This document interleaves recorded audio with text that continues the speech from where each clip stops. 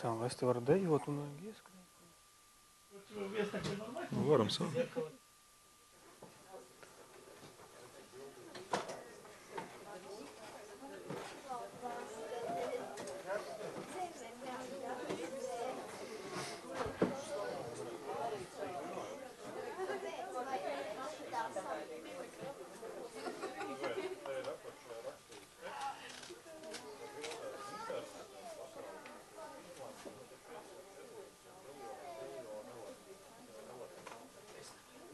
Labvakar. Esmu Andis Zariņš, astronomijas cienītājs. Un turpinot šo loģisko secību šī vakara stāstījumiem, turpināšu par Marsu. Varbūt tāds neliels lēciens no šīm te automātiskajām robotu misijām uzreiz uz kolonizāciju, kur tad paliek tādas vienkāršās pilotējamās misijas. Bet, to stāsta gaitā redzēsiet. Tātad uzreiz sākam ar Marsa kolonizāciju mūsdienu realitātē. Kāpēc realitātē? Tāpēc, ka daudz nerunāšu par zinātnisko fantastiku, vairāk par to, kas reāli mūsdienās notiek šajā jomā. Tātad Marsa kolonizācija. Kas ir kolonizācija? Aizbrauc cilvēki uz jaunu vietu, uzceļ apmetnes un tur arī paliek un dzīvo. Nav nekāda runa par atpakaļ atgriešanos vai vēl kaut ko tādu. Šī, protams, ir bilde, nedaudz no zinātniskās fantastikas. Un mēs skatāmies tālāk. Tātad Marsa kolonizācija mūsdienu realitātei. Kāda ir mūsdienu realitāte? Mēs ļoti lieliski redzējām iepriekšējā stāstījumā, kādas ir bijušas misijas, kādi panākumi, kādas neveiksmes. Un kā tad, lai šo te visu savieno? Marsa kolonizācija, apmetnes, bet patiesībā mums ir pāris šādas te robotizētās misijas, kā tur daži skeptiķi vēl internetā saka ar 1 megapikseļu kameru, kad patiesībā telefoniem ir daudzreiz vairāk, un kur tad varētu sanākt šis straujais lēciens Marsa apbuvē. Par to arī mēģināšu pastāstīt īsumā, un beigās padiskutēsim par to, cik tas ir reāli un vai nereāli. Tātad, kāpēc tieši Mars? Uz mēnesi jau it kā esam bijuši. Zemei, tā kā Zemes māsa tiek uzskatīta, ka tā ir Venēra, nevis Mars, bet Venēra tomēr vairāk varētu līdzināties tai videi, ko Bībelē droši vien apzīmē ar elli. Tātad, tur nekāda kolonizācija sanākt nevarētu, tur ļoti augstas temperatūras, visi nodegtu liesmās vienā rāvienā. Tātad Mars, Mars ir zināmā mērā ļoti līdzīgs Zemei, ir dienas garums līdzīgs, nedaudz vairāk par 24 stundām. Marsa virsma ir ļoti tuva tam, kāda ir Sauszemes virsma uz Zemes. Protams, Mars ir mazāks, ir šī te gravitācija mazāk, pieaugšanas spēks mazāks, bet tomēr tas ir salīdzināms un paciešams. Paša Marsa asas slīpums pret orbītu ir ļoti līdzīgs kā Zemē, līdz ar to arī gada laiku sadalījums ir līdzīgs, kā pie mums, protams, tie gada laiki ir krietni garāki nekā uz Zemes. Un Marsa gads ir gandrīz 2 reizes garāks, bet, visādi citādi diezgan līdzīgi Zemei. Par atmosfēru arī mēs dzirdējām, tā gan nav līdzīga, tā ir ļoti plāna un knapa, bet, vismaz viņa ir. Tātad, ļoti liels potenciāli kandidāta vieta, kur varētu apmesties uz dzīvi. Un par to mēs domājam ne tikai mūsdienās, par to jau arī tālā pagātnē jau 48. gadā aprakstīja Werners von Brauns, ko arī Inns pieminēja. Tie projekti ir bijuši daudz un dažādi, pāri pat 50, 60, cik tur viņi ir bijuši. Un šis ir viens no pirmajiem Das Mars projektu, un Werners von Brauns, ja kādam ir jautājumi, kas ir Werners von Brauns, tad tas ir tas pats raķešu vīrs, kura vadībā tika izstrādātas Saturna raķetes, kuras nogādāja cilvēku uz mēnesi. Tad viņš jau 52. gadā publicēja šo grāmatu vācu valodā, pēc tam 53. angļu valodā, un bija jau diezgan sīki inženiertehniski aprakstītas šīs schēmas, visas nianses, kas jāņem vērā, lai cilvēks nokļūtu uz Marsu. Cilvēks nokļuva uz mēnesi, Un tālāk notikumi, diemžēl, vairs nesakoja. Neatgriezās ne uz mēnesi, ne arī Marsa misijas tika izpildītas. Kāpēc? Par to mēs varbūt padiskutēsim prezentācijas beigās. Protams, lidojums uz Marsu, tas nav vienkārši. Mēs varam vairākas zondas šaut, kā mēs iepriekš redzējām. Tur viena ietriecās, viena palido garām, viena nokrīt, cita nemaz nestartē. Pēdas metri, kaut kas sajūg. Ar cilvēkiem bišķiņi sarežģītāk. Lai gan jāatzīst, ir gatavi pašnāvnieki, kuri ir braukt tāpat, bet tomēr kaut kādas elementāras piesardzības jomas ir jāievēro. Pats pirmais ir ceļojuma ilgums. Pie esošajām tehnoloģijām, atkarībā no Marsa novietojuma konkrētajā laika sprīdī, tie var būt 7, 8, 9 mēneši. Šādā laika posmā, nerunājot nemaz par to, ka komandas biedri var sastrīdēties, sakauties un vēl nesko izdarīt, kosmiskā starojuma ietekme varētu būt ļoti nozīmīga. Un tajā pašā laikā veidojot kaut kādus tur svīna aizsargus un apvalksnes tikai palielina šī te kosmosa kuģa masu, un kā mēs iepriekš dzirdējām, pa katru kilogramu ir jāmaksā. Tātad ir ļoti liela potenciāla ietekme, ka varētu būt visādas veselības problēmas kosmiskā starojuma ietekmē. Gravitācija, ja netaisa mākslīgās gravitācijas aparātu, tad šādā ilgstošā laika posmā atrofējās kauli, vispārējais cilvēks paliek tā kā mīkla gan arī vai.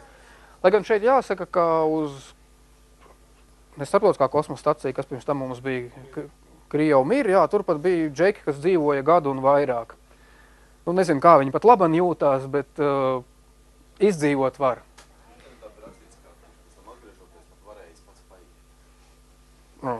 Viņš tomēr aiznes, bet varēja paiet.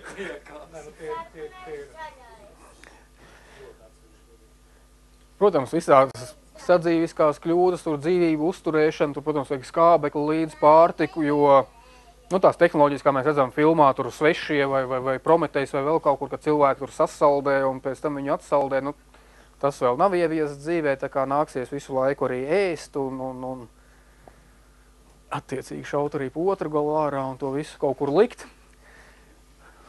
Un pati nolaišanās uz Marsu arī nav vienkārša, jo Marsam nav tik bieza atmosfēra kā Zemei, līdz to nekāda aerodinamiskā planēšana tur nesanāks. Un no tādiem maziem aparātiem, kā mēs redzējām, tie piepūšamie baloni, tos vēl var tā nosēdināt. Curiosity jau izmantoja citu tehnoloģiju. Teiksim, ja tie būs cilvēki, tad tas būs nevis viens autobus, bet jau daudz nopietnāka masa un kā viņi tā smuki nosēdināt uz Marsa. Arī ļoti izaicinoši ir Marsa atmosfēra, tad nav ko elpot. Magnetosfēra, atmosfēra vajadzīga tikai elpošanai. Atmosfēra aizsargā arī no kosmiskajiem un saules starojumu dažāda veida. Tas nozīmē, ka ārā iziet bez skafandra nebūs iespējams. Nav magnetosfēras, līdz to arī visi saules uzliesmojumi, kas mums izpaužās kā skaistas ziemeļblāzmas. Pirmajiem Marsa apmeklētājiem varētu būt diezgan nāvējošas, vairāk atgādināt mikroviļņu krāsni vai Osvencim no kara laika vai vēl kaut ko. Gaisa temperatūra arī viss ir zem nulles, mīnusos, no -80 grādiem pēc Celsija, ja nekļūdos, ka tur nebija Fahrenheit tajā materiālā.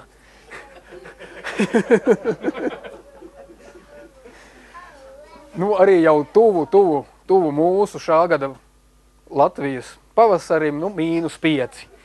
Tur varētu vēl sasildīties.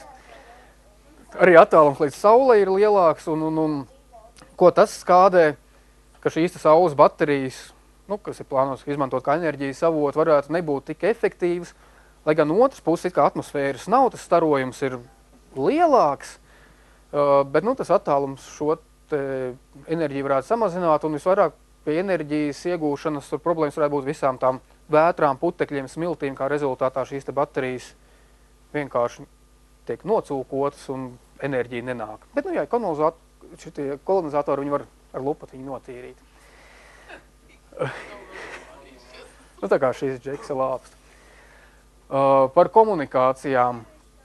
Un arī patreiz, iepriekš laikam netika minēts, bet nevar tā tiešsaistē vadīt šos te pašreiz esošos Marsa robotus, nospieda podziņu, viņš izpildīja komandu. Atkarībā no Marsa attāluma līdz Zemē, tur var būt no 8 līdz 20-25 minūtēm aizturi šo te komandu izpildē.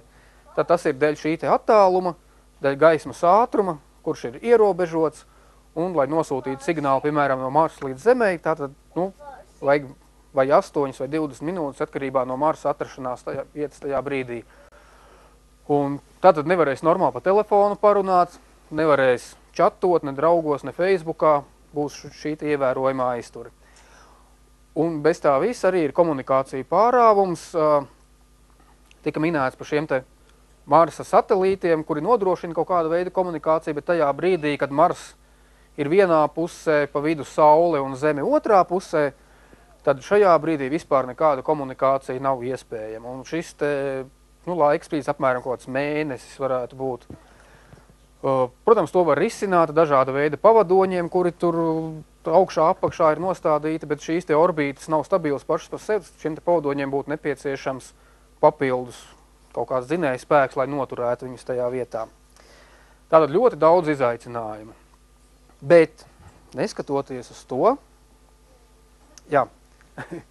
turpinot par izaicinājumiem, uzskaitot visu šīs tehnoloģiskos jautājumus, tomēr paliek 2 galvenie izaicinājumi.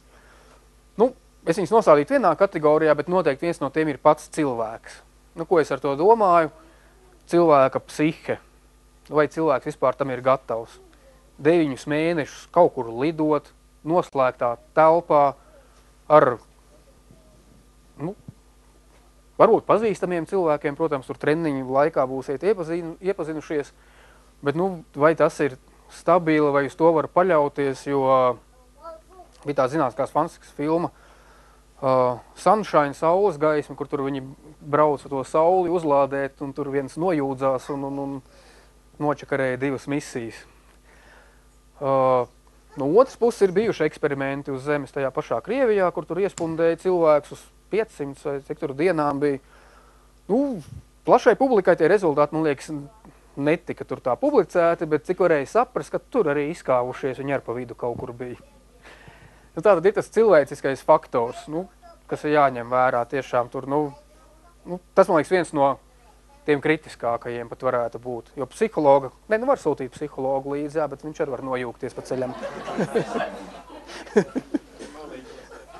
Viņu nolinčos pirmo tieši tā. No otras, protams, ir nauda. Naudai tur ir mūsdienās piešķirta pārāk liela vērtība, un priekš kam kaut kur lidot kādā kosmosā, Marsu, ko tas mums dos, kur ir šis te rezultāts, ko mēs no tā iegūsim. Un Buša laikos tika apstiprināti vairāki projekti, tajā skaitā atgriezties uz Mēnesi un misijas uz Marsu, un viss ir. Sākās krīze, Obama viss apcirpa. Labi, ka atstāja tur šo te Veba teleskopa projektu, vēl kaut ko, kaut kas ir, bet visas šīs te it kā plānotās misijas uz Marsu tomēr ir apgrieztas. Ir atlicis tikai šie te robotizētie aparāti. Tā par šiem te NASA plāniem, sāk jau runāt. Nesen publicētie NASA plāni periodam līdz 2020. gadam. Mars ir pieminēts kaut kur šitien te 20. gadā, un tā arī nav pilotējama cilvēku misija. Tas ir kaut kas līdzīgs vēl vienam Curiosity, kur robotiņš aizbrauks un pabraukās un cilvēkus nepiemin. Ko darīt? Taču mūsdienās izrādās, kosmosa izpēte nav vairs tikai valstu, valdību, iniciatīva un lēmums, nāk privātās iniciatīvas. Un tās tad mēs arī aplūkosim tālāk. Viņas ir daudz un dažādas. Spiedīšu vienu podziņu pēc otras. Šīs tikai dažas, patiesībā viņas ir daudz reizes vairāk. Ir ķīnieši, krievi kaut ko plāno, bet tā tad, Mars Society, tā ir arī tāda nevalstiskā iniciatīva, kurā ir iekļaut dažādas izglītības programmas, veicināšanas programmas, lobēšana, vēl kaut kas, lai tomēr cilvēks nokļūtu uz Marsa. Kāpēc izvēlējos tieši šīs te misijas? Nu, tāpēc, ka tur ir kaut kāds ticamības moments viņās visās iekšā. Un ir konkrēts, nu, atpazīstams cilvēks, kas arī aiz viņām tur stāv, tā kā reklāmas seja. Tam pašam Marsa saitī bija, kā viņi sauc, Roberts Zubrins vai kaut kā tā, kurš ir arī tur NASA's inženieris.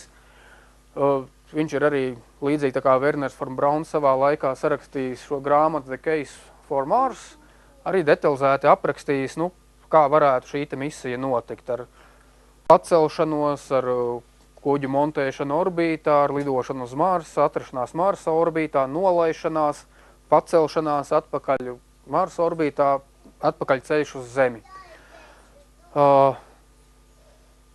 Jā, un šī Marsa Society, viņiem ir konkrēts projekts Mars Direct, kur arī jau ir uzsākuši tur vairākas izpētes, kaut kur Amerikas tuksnešos, viņi jau tur uzcēluši šīs te būdiņas un skafandros regulāri iziet, tā kā imitē šo te Marsa izpēti. Inspiration Mars, tas ir nedaudz savādāks projekts. Viņi neplāno nolaišanos uz Marsu, bet vienkārši apriņķot apkārt Marsam un atgriezties uz Zemes. Un viņi ļoti interesantā veidā ir izdomājuši, kā risināt šo te psiholoģisko problēmu, ka tur jāpavad 9 mēneši ar svešiem cilvēkiem. Un tā viņu projekts ir, ka lido 2 cilvēki, un kurš ir pāris, nu vai tur vīrs ar sievu vai kaut kā tādā veidā. Un vīrs, kas moderni tagad būtu, jā. Un ka šādā veidā viņi ir risināt šīs komunikācijas, psiholoģijas problēmas, nu, to, protams, rodās jautājums, vai viņas risinās, vai tieši otrādi vēl pastiprinās, teiksim, 9 mēneši non-stopā sieva blakus ārprāts. Jā, un advokāts šīm te misijām ir pirmais kosmosa tūris, Denis Tito, kurš bija pirmais, kurš samaksāja cik tur 20 miljonus vai cik dolāru, lai aizbrauktu šo te Mirs tas toreiz vēl bija, jā, uz Krievu Mirs orbitālo staciju. Tātad pārējās iniciatīvas Mars to Stay. Šeit arī tāda, nu, aizmuguri ar spēcīgu vārdu, kur ir Buzz Aldrins, viens no cilvēkiem, kurš arī izkāpa uz Mēnesi, un nu, viņš arī tā kā piedāvā šo te risinājumu, vai kurš risinājums atšķirās no tiem iepriekšējiem, kura sievu jālido kopā. Te ir bišķiņi savādāk. Šī te iniciatīva tā kā risina šo te naudas problēmu ļoti vienkāršā veidā. Biļete ir vienvirziena. Mēs aizbraucam uz turieni un paliekam. Nav jāuztraucās pa degvielu atpakaļ, ceļam pa vēl kaut ko vienā virzienā un, jā, nu, nodevēji atgriežās atpakaļ uz Zemi.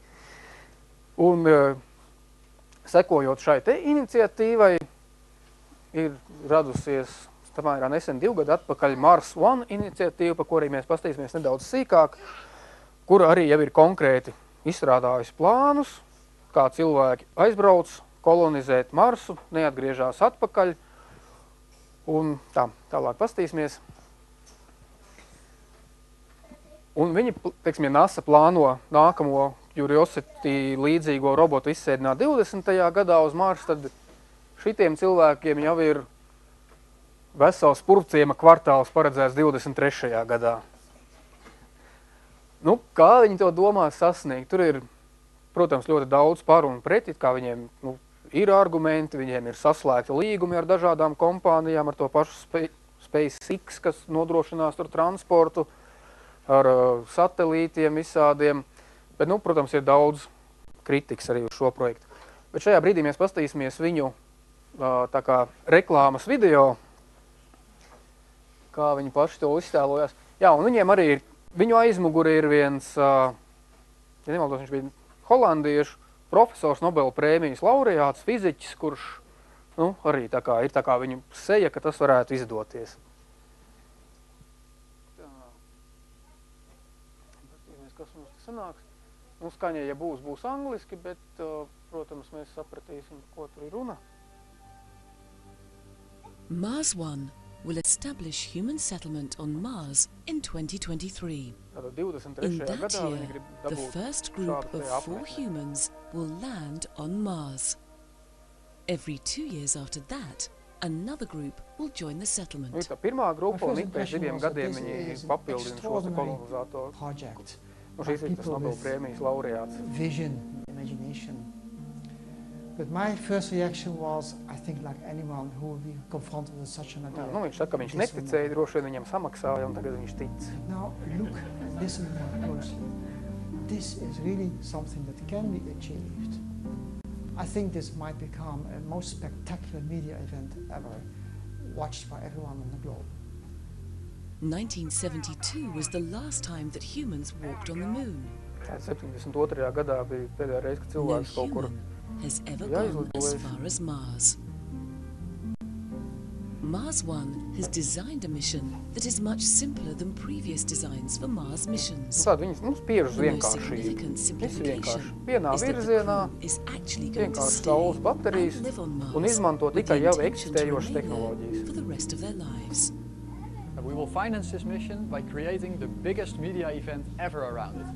Everybody in the world can see everything that will happen in the preparations and on Mars. Šitais džeks man uzticību neievieš. This is going to be a media spectacle. Big Brother will pale in comparison. The whole world will be watching and experience this journey.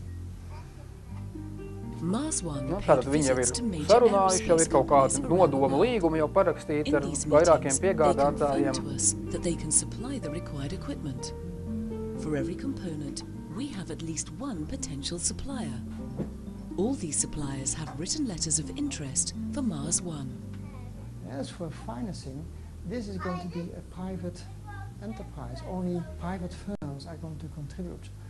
No political mumbo-jumbo, no taxpayers' money will be involved. Only people like myself and many others who are enthusiastic about the program will contribute. This is the plan. In 2016, a communication satellite and a supply mission will be sent to Mars. Sākumā komunikācijas satelīts.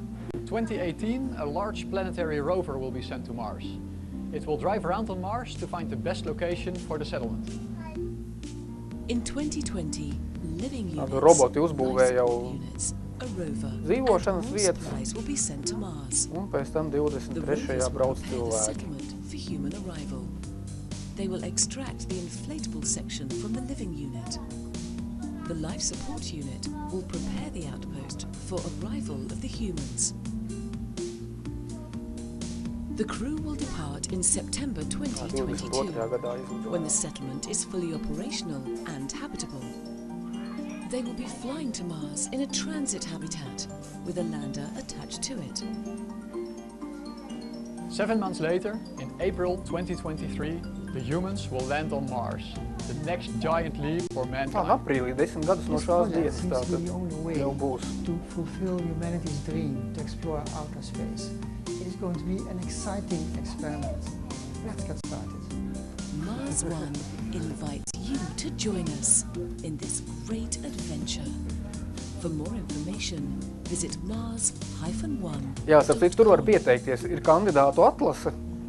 Var jau tur nav nekāda atlases kritērija, ka tur jābūt kara lidotājam vai vēl kaut kam tādam.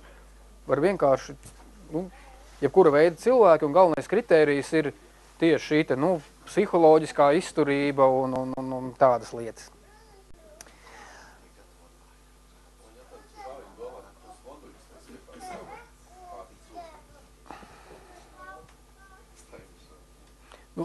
Tādās niansēs, protams, ar tur tā neesmu pētījis, kā viņi tur trāpīs viņus. Tas ir pats mazākais no tā visa.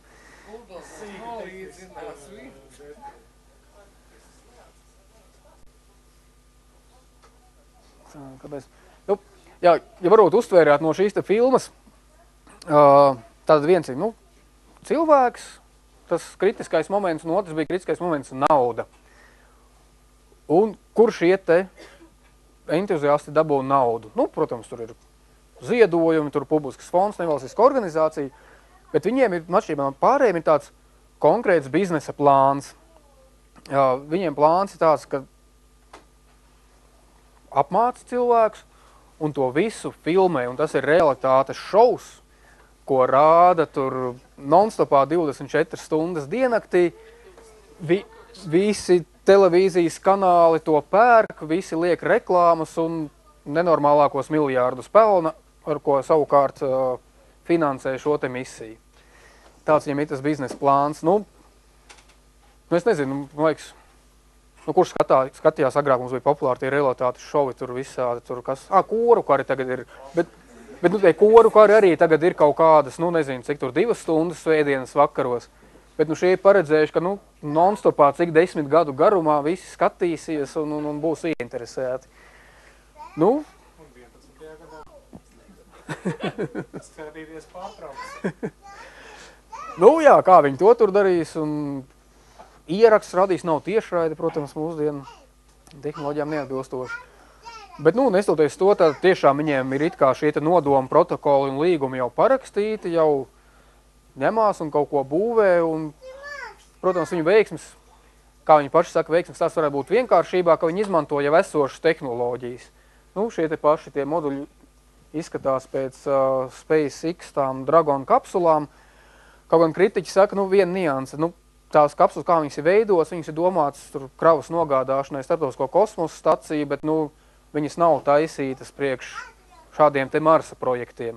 Un patiesībā, šīs te Marsa kapsulas vēl nemaz nav uztaisītas. SpaceX-am arī ir plāni vienu Dragonu nogādāt uz Marsu apmēram 18. gadā. Viņam pašiem, ja? Vienu tants teica. Lūk, un es nezinu, kāpēc man tad neiet uz priekšu, bet, labi, tas arī nav svarīgi, nekas tur daudz vairs nebija palicis. Bet, galvenais, jā, ir šis te fakts, ka tā ir vienvirziena misija. Un, prezentācijas nobeidz, bet tagad varētu sākt diskusiju. Es domāju, kādam ir jābūt cilvēkam, kurš piekristu, ka braucam apzinoties to, ka viņš aizbrauc vienā virzienā, ka viņš atpakaļ netiks. Man pašam tā doma, ka ir tas entuziasms, es esmu pionieris, tur aizlidoju, bet, ka ir klusa cerība, kamēr es tur aizlidošu, tur tomēr čeki izdomās jaunus, ātrākus dzinējus, un, ja vajadzēs, tikšu atpakaļ. Vēl kas tie varētu būt, kas parasti dodās drošā nāvē un aiztrunca visu pārējo, tur visādi teroristi, tur šitie virinātāji, spridzinātāji. Vai tādiem var uzticēt kaut kādu Marsa misiju un sniegt kaut kādu ziņu pārējai cilvēcei? Tā kā, tas man liekas tāds interesants jautājums. Jo, ja brauc tāda, tur jābūt visādiem inženieriem, doktoriem, ģeologiem, tur vēl kaut kādiem zinātniekiem, taču cilvēks ir tādu attiecīgu, intelektu, vai tiešām viņš piekritīs šitādam te vienvirzienu braucienam? Kā jums šķiet? Nē, ir. Nē, bet tur tā lieta, tas dūlums var uznākt, tu brauc, jābrauc 9 mēneši, pēc 2 nedēļām, vediet mani atpakaļ. Viņam jau bija rakstīts, kas tam gadus viņas apmāca, un kurā brīdī var atteikt. Apmācības laikā jā, bet tā kā jau, droši vien, ka tur būs tā atlase, atkritīs tie, kas... Ja viens no komandas nav veiksmīgs, viņam pilnīgi praktiski jauna komanda, vai Katapultiņa neliela. nē, tas ir zemes kamēr,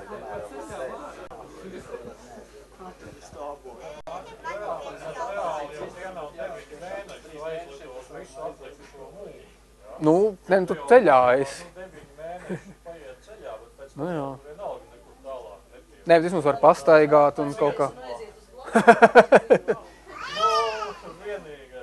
Jā, lūdzu. Gribēju vienu lietu pajautāt. Kā var braukt kosmosā raķetes ar uguni, ja kosmosā nav skābekļa un bez skābekļa uguns nevar rasties? Ļoti labs jautājums. Tev ir kāda balva tam puisim? Tās raķetes, kas lido kosmosā, tās ņem skābekli līdzi. Jā, viņas ņem skābekli līdzi. Arī, jā, bet... Un arī viņas, ka ieskrienās, viņām jau nevajag visu laiku kurināt to uguni. Viņas tā kā, gaisa pretestība nav, un te viņas tā slīd. Bet, protams, ir jāspēj sabremzēties, lai nesanāk kā tām Marsa misijām dažām.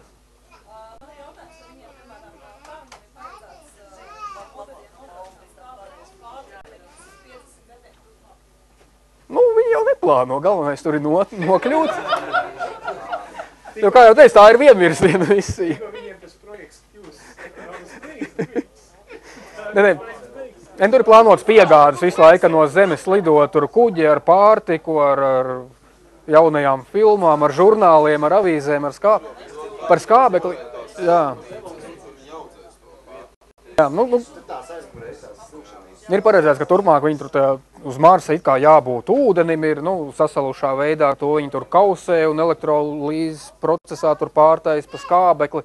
Tā kā tādu autonomu kaut kādu tur uztais to dzīvoklīti, bet, pagaidām, jā. Cilvēkam ienāca prātā, ka varētu sūtīt tāds cilvēks, kam ir vējs. Tas nav vējs. Patiesībā pat tādiem, kuriem nav, viņi var noķert tajā 9 mēnešu lidojumā no kosmiskā starojuma mierīgi. Viņi aizbrauc un izvest Arī, jā. Nauda būtu, visi brauktu vēzi uz turieni. Rakstam uz Marsu, kā ir biznesa plāns, kā ārstēt vēzi. Jums ir jābrauc uz turieni, būs staru terapija. Jā. Bet nesaudies to tiešām, ja tur ir vairāki tūkstoši, kur jau tur pieteikušies, nezinu, kurš tur skaidrā prātā, kurš kā ir pieteicies. Pavērš kaut ko jaunu civilizācijai pēc 100 gadiem, tas nozīmē, ka tu pēc laika, tomēr tas projekts kaut kad viņš realizāsies, veidosies savu veidu valsts. Viņš salīdzinās šis projekts, kad cilvēki aizceļo uz Ameriku. Jā, tieši tā, tāpēc arī tā ir kolonizācija. Un tad dumpojās pret Zemi, neatkarīgu planētu nodibina, savu naudu sapkāt. Tas ir ļoti tā aizraujoši. Tā tas ir, jā. Varbūt nebūs šis pirmais veiksmīgais, bet 100 gadu laikā pamazām tiks kaut Jā, zeltu atrod. tā vajadzētu būt. Zelts tur nebija, man liekas, uz Marsa nekāda baigie derīga izrakteņi nebija. Uz tiem pavadoņiem tur vairāk. Ko jau vēl nav atraduši līdz galam.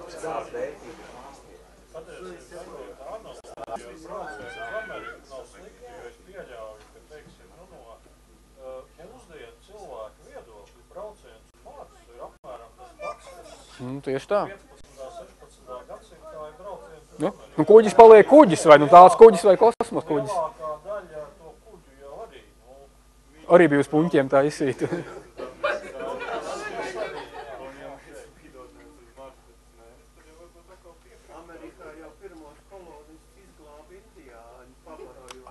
Ko mēs varam zināt, kas tur ir priekšā? Tu jau pats savā lekcijā rādīja, kurš stāv par 2 tur plakātu.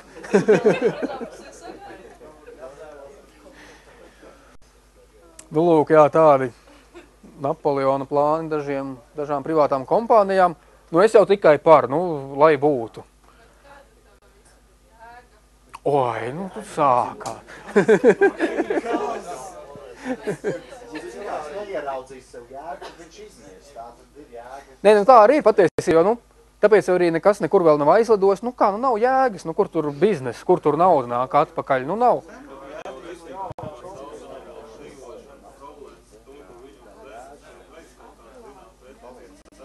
Tieši tā, jā, ir kaut kāda.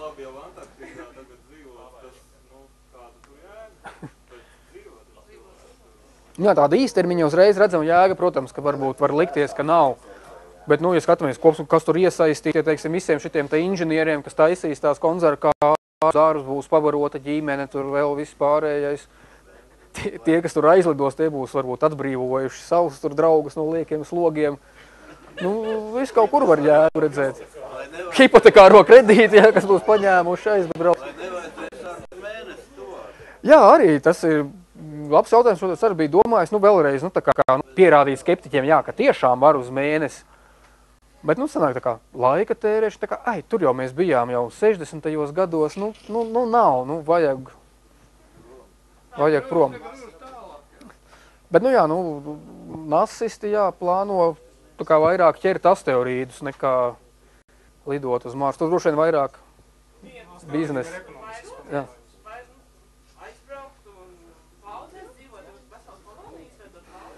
Ja tā godīgi, šitas projekts izskatās vienkārši aizbraukt un noviet. Jā. Jo tur netur bērnu dārzi ir nekā, tur. Mēram, jā. Bet, ja tur viss izdodās un tad, piemēram, ievieš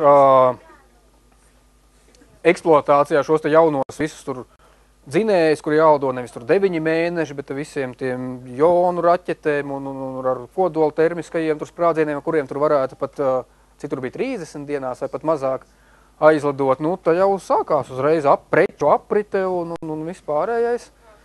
Tad var arī izvietot. Nu, tas ir zvērīgs ātrums. Nu, viņš jau tur tajā kosmosā viņa jau nejūt to ātrumu. Viņš tā pakāpeniski pieaug un nav traki. Galvenais sabremzēties laikā. Varbūt nedaudz atgriežoties atpakaļ pie jautājuma par jēgu, ir tāda lieta kā fundamentālie pētījumi. Ja kas praktiskas jēgas nenes, nu, teiksim, kādai Einsteina relativitātes teorija, nu, kur mēs viņu ikdienā izmantojam. Tad vienkārši ir kaut kāds šādi fundamentālie pētījumi, kur būtībā cilvēki taisa tajā brīdī, ka viņi tiek veikti būtībā pašu priekam. Tādēļ, ka viņi ir fanāti. Tas arī ir viss. Viņu jēga parādās tikai vēlāk. Tāpat kā elektrībai, tur arī, nu, ir elektrība, jā, nu, ko ar šito tad darīt? Nu, tagad padomājiet, bez elektrības. Tik jau kāds franču karalis, kurš izklēdējās slēgdams galviniekus klāt pie dinamo, priecādamies, kā viņi lēkā un laikstās.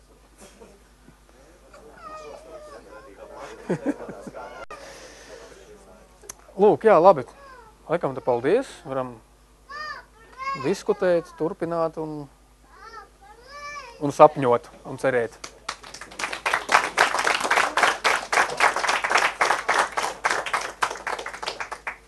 Pārbaudīts nav brāģis. Paldies. Zināt, kas bija vakar pa datumu? 12. kosmonauts. Cik riņķis viņš atklāja apkārt? Vienu. Kurš teica vienu? Padodiet to vēl. Tikko bija raidījums. Par NTV. Jā, RTC. Te tāds aķīgāks jautājums attiecībā par cik gravitācija reizes uz Marsa ir mazāk nekā uz Zemes. 3,8. Aķīgs jautājums. Un atmosfēra cik ir reizes mazāk? 0,06. 200. Tāda jautājuma nav tāda āķīga, lai jau dabūs tādu smuku. O, kādā viņa diapazonā tikai celēt roku darbojas alma masīvs?